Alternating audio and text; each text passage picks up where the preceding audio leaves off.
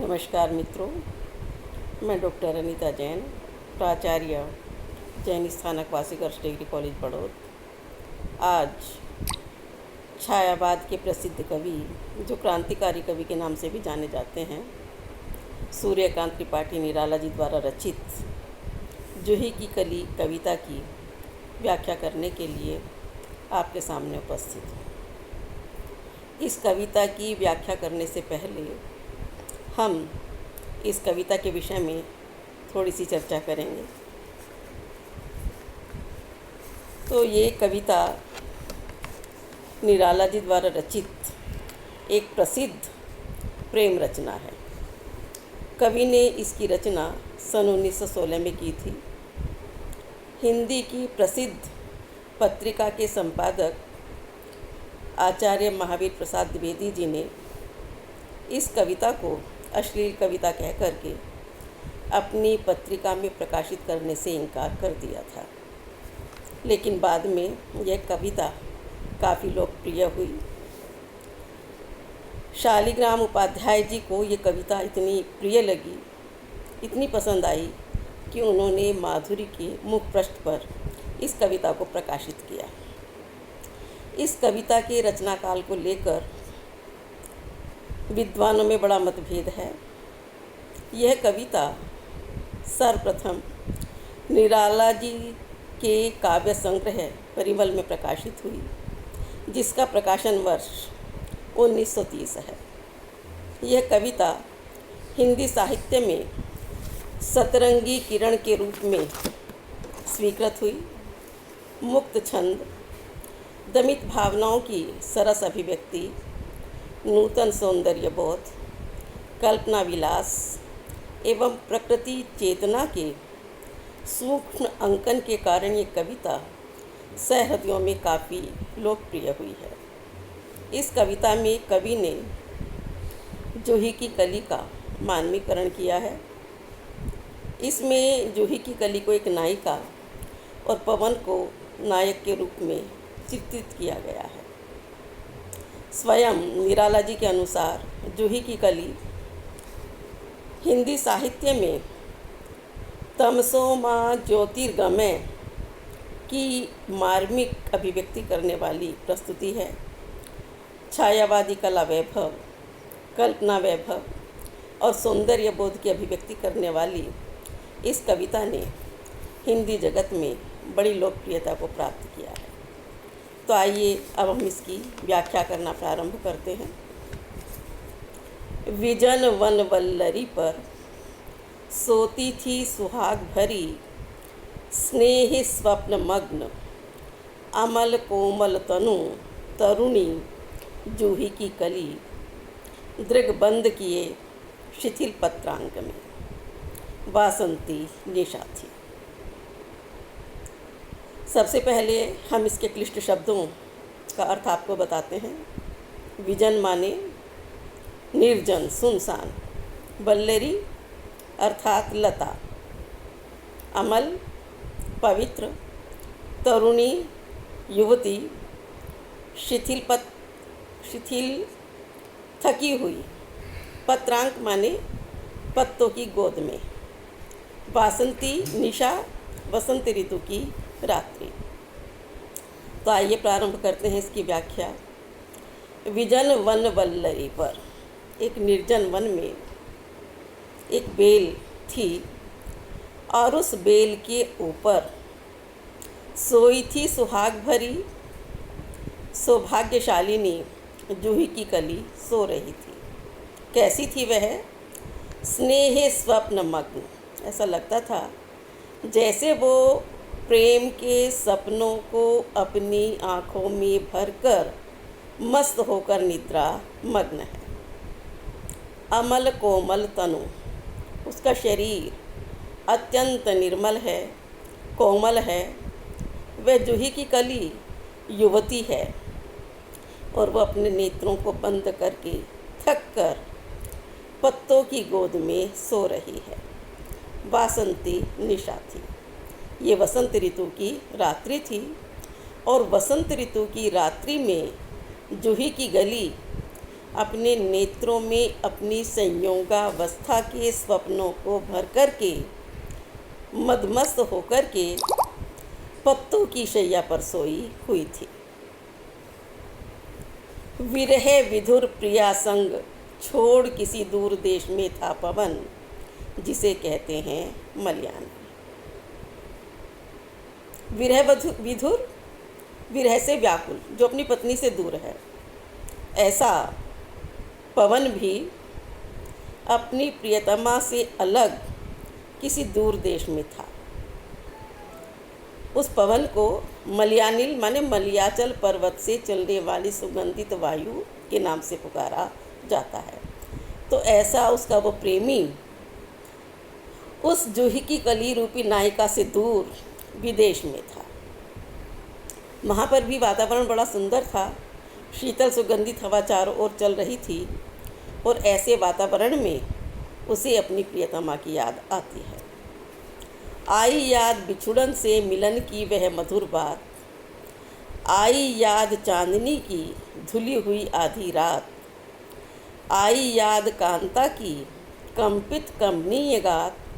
फिर क्या पवन उपवन सरसरिता गहन गिरी कानन कुंज लता पुंजों को पार कर पहुँचा जहाँ उसने की केली कली खिली थी साथ। ये कविता मुक्तक छंद में है।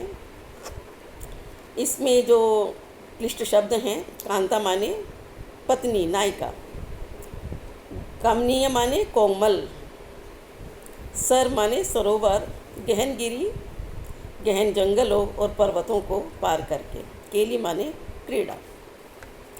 तो जैसे ही मलयानिल को अपनी प्रेमिका जूही की कली की याद आती है तो वो व्याकुल हो जाता है अपनी प्रियतमा से मिलने के लिए, और संयोग अवस्था का सारा चित्र उसकी आंखों के सामने नाचने लगता है। क्या होता है?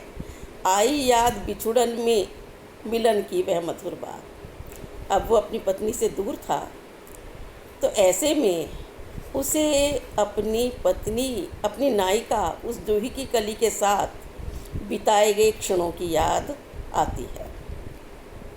आई याद चांदनी की धुली हुई आधी रात, उसे वो अर्धरात्रि का वातावरण याद आया जब चारों ओर चंद्रमा की चांदनी फैली हुई थी, और ऐसे सुंदर वातावरण में उसने अपनी नायिका के साथ, उस जूही की कली के साथ प्रेम क्रीड़ा की थी। वो सब बातें, वो सब दृश्य उसकी आंखों के सामने उपस्थित हो गए।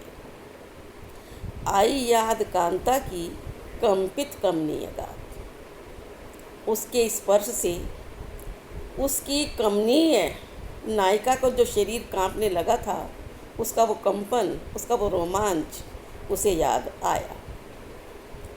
और जब ये सब चीज़ें उसे याद आई तो वो अपनी प्रियतमा से मिलने के लिए अधीर हो उठा।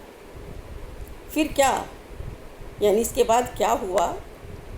पवन उपवन सरसरिता गहन गिरी कानन कुंज लता पुंजों को पार कर पहुँचा जहाँ उसने की केली कली खिली साथ। तो वो पवन अपने मार्ग में आने वाले समस्त उपवनों, तालाबों, नदियों, बीहड़ जंगलों, पर्वतों, कुंज लताओं और पुंजों को पार करते हुए अपनी प्रियतमा के पास पहुंचने का उसने प्रयास किया। वो इतना व्याकुल हो उठा अपनी प्रियतमा से मिलने के लिए कि उसने मार्ग में आने वाली बाधाओं की भी चिंता नहीं की, और समस्त बाधाओं को पार करते हुए वो तुरंत अपनी प्रियतमा के पास पहुंचने का प्रयास करता है। वो वहाँ पर पहुँच जाता है जहाँ पर वो जूही की गली खिली थी और जहाँ पर उसने उसके साथ प्रेम क्रीड़ा की थी। सोती थी जाने कहो कैसे प्रिय आगमन वह, नायक ने चूमे कपोल, डोल उठी वल्लरी की लड़ी जैसे हिंडोल। इस पर भी जागी नहीं, चूक क्षमा मांगी नहीं, निद्रालय बंकिम विशाल नेत्र मूंदे रही।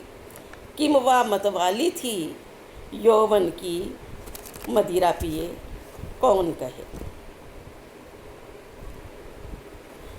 तो इसके जो क्लिष्ट शब्द हैं उनको देख लेते हैं। हिंडोल माने झूला, निद्रालस माने निद्रा के आलस्य से भरे हुए अलसाए से नेत्र, बंकिम माने तिरछे।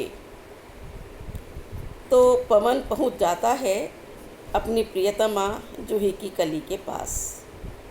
वो जाकर के खड़ा हो जाता है। जूही की कली निद्रा मग्न है। जाने कहो कैसे प्रिय आगमन वह, वो तो पूरी तरह से थककर स्वप्न में लीन हुई निद्रा में मग्न थी, तो उसे पता ही नहीं चलता कि उसके प्रियतम वहाँ पर आ गए हैं। खड़ा रहता है, देखता रहता है, जूही की कली नहीं जगती। तो क्या करता है पवन नायक ने चूमे कपोल। तो नायक उसके कपोलों को चूमता है। डोल उठी वल्लरी की लड़ी जैसे हिंडोल। जब नायक उसके कपोलों को चूमता है तो उस बेल की लड़ी माने टहनियाँ, शाखाएं हिंडोले की भांति झूलने लगती हैं। और जब वह वल्लरी हिंडोले की भांति झूल रही है तो उसके पत्तों की गोद में सोई हुई जूही की कली जग गई होगी, लेकिन वो अपने आप को ऐसा प्रदर्शित करती है जैसे कि वो अभी सोई हुई है। इतना होने पर भी इस पर भी जागी नहीं। नायक ने उसके कपोलों को चूमा, लेकिन इस पर भी वो नहीं जागी और उठकर जगकर अपने प्रियतम से अपनी गलती की क्षमा याचना नहीं की। निद्रालस बंकिम विशाल नेत्र मूंदे रही। निद्रा से अपने अलसाए तिरछे नेत्रों को बंद किए वो जूही की कली चुपचाप लेटी रहती है। किंवा मतवाली थी यौवन की मदिरा पिए, अथवा वो यौवन रूपी मदिरा का पान करके मदमस्त हो गई थी। उसे पता ही नहीं लगा कि उसके प्रियतम वहाँ पर आ गए हैं। इस विषय में कोई कुछ भी नहीं कह सकता है। यानी कवि के मन में एक प्रश्न उठता है कि उसने अपने पति को सताने के लिए स्वयं सोने का बहाना किया या वो वास्तव में सो रही थी। इस प्रकार की प्रतीति हमें कवि के इस वाक्य से होती है। निर्दय उस नायक ने निपट निठुराई की कि झोंकों की झड़ियों से सुंदर सुकुमार देह सारी झकझोर डाली। मसल दिए गोरे कपोल गोल, चौंक पड़ी युवती चकित चितवन, निज चारों ओर फेर। हेर प्यारे को सेज पास, नम मुख हंसी किली, खेल रंग प्यारे संग। तो क्या होता है, निर्दय उस नायक ने निपट निठुराई की। जब पवन के द्वारा बार बार प्रयास किए जाने पर भी जूही की कली सोती रही, तो उस निर्दयी पवन रूपी नायक ने बड़ा निष्ठुरतापूर्ण व्यवहार किया। क्या किया कि झोंकों की झाड़ियों से सुंदर सुकुमार देह सारी झकझोर डाली। अपनी तेज हवा के झोंकों से उसने झाड़ियों के बीच सोई हुई उस जूही की कली की सुकुमार काया को पूरी तरह से झकझोर दिया। मसल दिए गोरे कपोल गोल, उसके गोरे और गोल गोल गालों को मसल दिया। चौंक पड़ी युवती। इस सब घटना के बाद वो जूही की कली चौंक पड़ी कि ये सब क्या हो रहा है। चकित चितवन निज चारों ओर फेर। आश्चर्य से भरकर उसने अपनी दृष्टि को चारों ओर दौड़ाया कि कौन है, कौन इस प्रकार का व्यवहार कर रहा है। हेर प्यारे को सेज पास, नम्र मुख हंसी खिली। और जब उसने हेर माने देखा कि उसके प्रियतम उसकी शैया के पास खड़े हैं, उसके बिस्तर के पास खड़े हैं, तो वो अपने मुख को नीचा करके हंसने लगी, प्रसन्न हो गई। खेल रंग प्यारे संग, और अपने प्रियतम पवन के साथ प्रेम के रंगों में, प्रेम की क्रीड़ा में मस्त हो गई। तो इस प्रकार प्रस्तुत कविता में कवि ने मानवीकरण प्रकृति का किया है। इसमें जूही की कली को एक नायिका और पवन को नायक के रूप में दिखा करके नायक और नायिका के मिलन का बहुत ही सुंदर वर्णन किया है। ये कविता श्रृंगार रस से परिपूर्ण है। शायद इसीलिए द्विवेदी जी ने इस कविता को अश्लील कविता कहकर लौटा दिया था, क्योंकि द्विवेदी जी एक आदर्शवादी कवि थे। वो काव्य में आदर्शवाद की स्थापना करना चाहते थे, लेकिन वास्तव में देखा जाए तो छायावाद की दृष्टि से, छायावाद की विशेषताओं से समन्वित ये कविता बहुत सुंदर कविता है और इसने हिंदी जगत में काफ़ी लोकप्रियता को प्राप्त किया है।